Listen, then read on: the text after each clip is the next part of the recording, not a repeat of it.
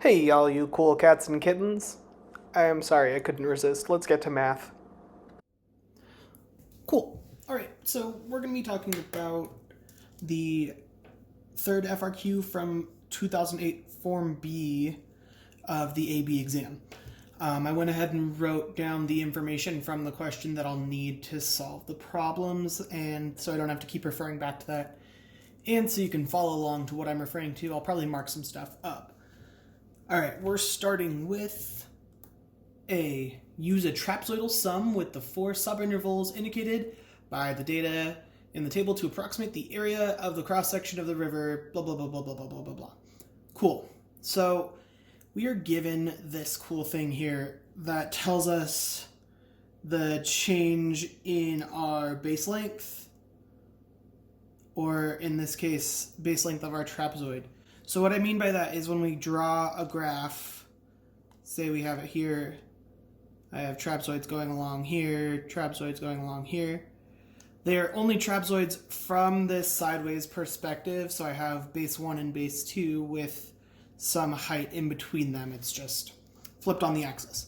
All right, but for this specific case, we know that we're going to be taking the area of our first trapezoid, which is from 0 to 7 in the output, because we can treat this like y and we can treat this like x as far as what it means directionality on our graph.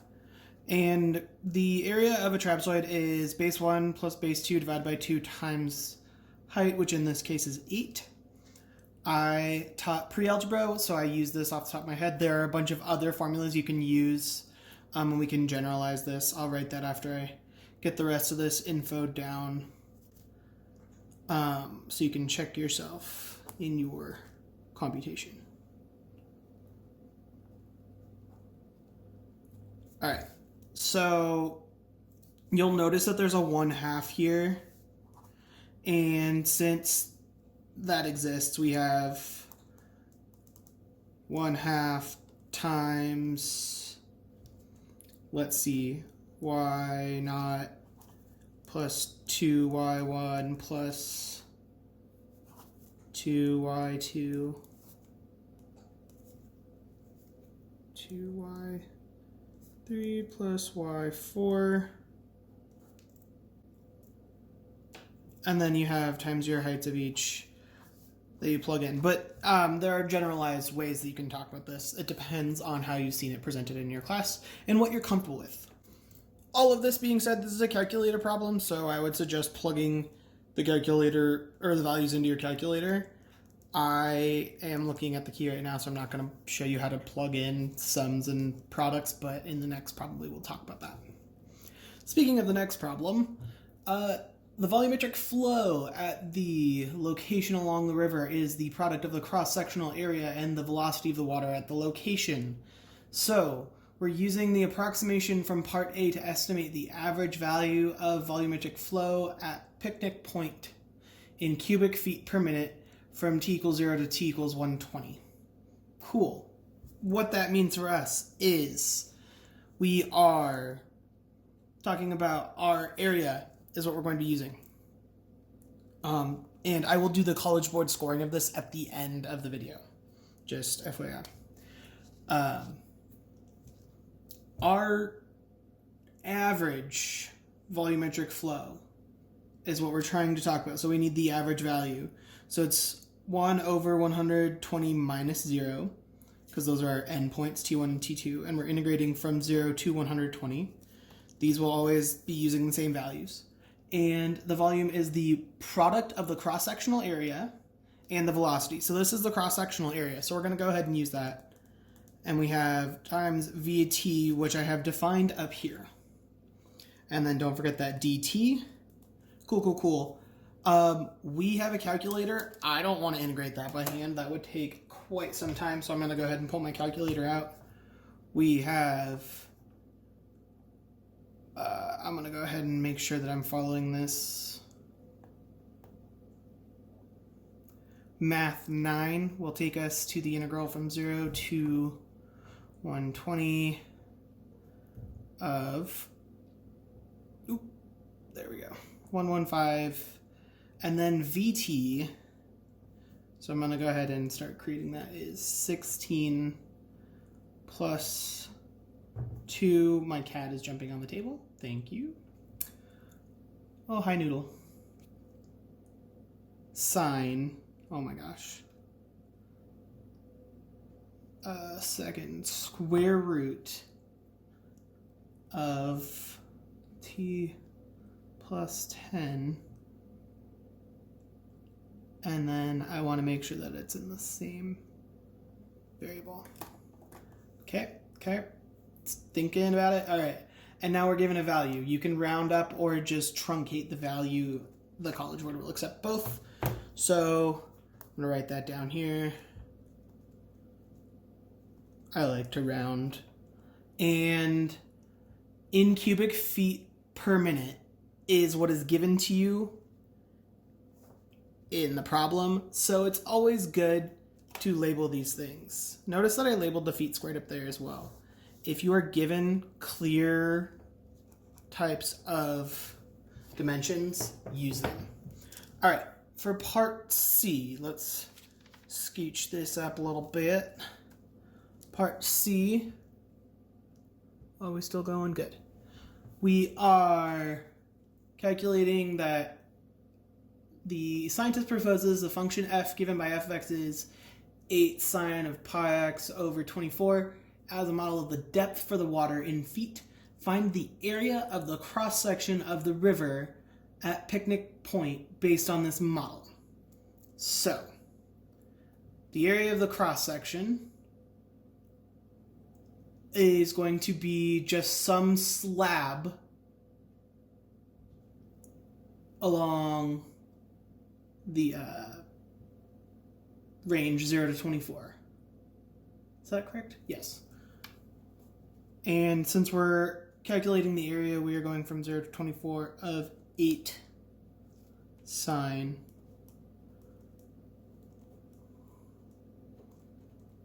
okay.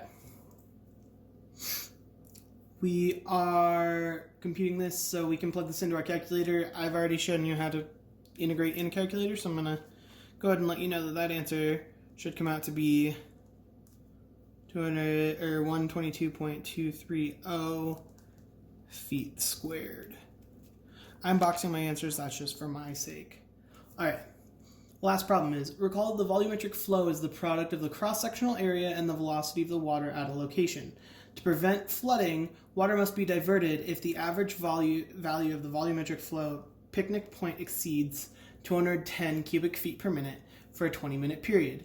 Using your answer from part C, find the average value of the volumetric flow during the time interval of 40 to 60 minutes. Does this value indicate the water must be diverted? All right, so first of all, we need to define the cross-sectional area approximation, so you'll get consistency points for using these values, I would imagine. If you got one wrong, you just lose your answer points. But let's take a look. Where am I at on my screen? Let's scooch up. All right, so we're going to call this C, and C equals cross-section area approx.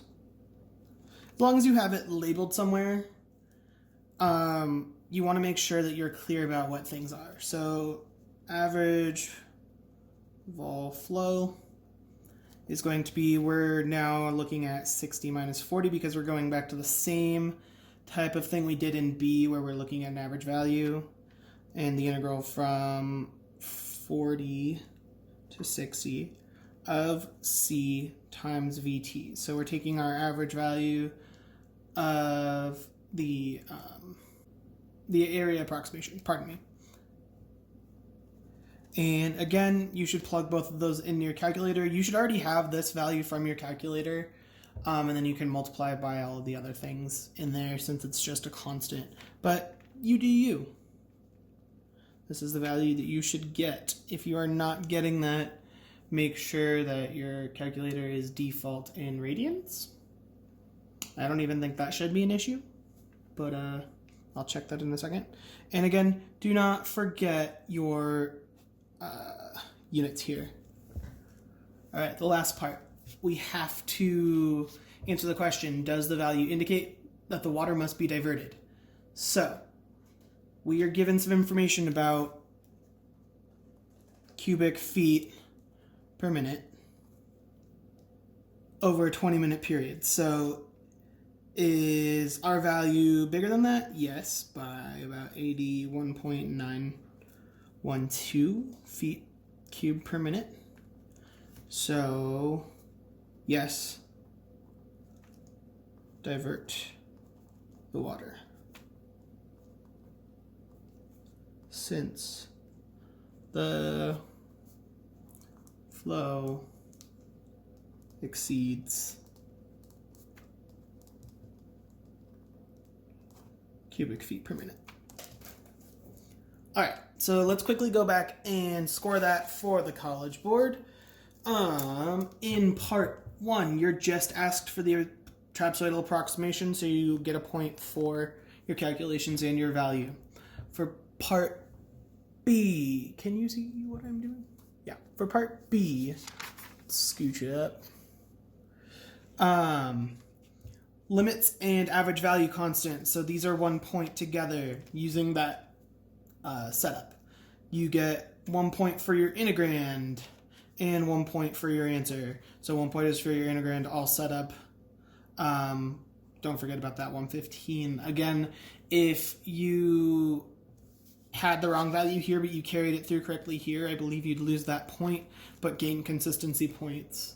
All right, for C, you're just asked about the integral for a point and the answer for a point.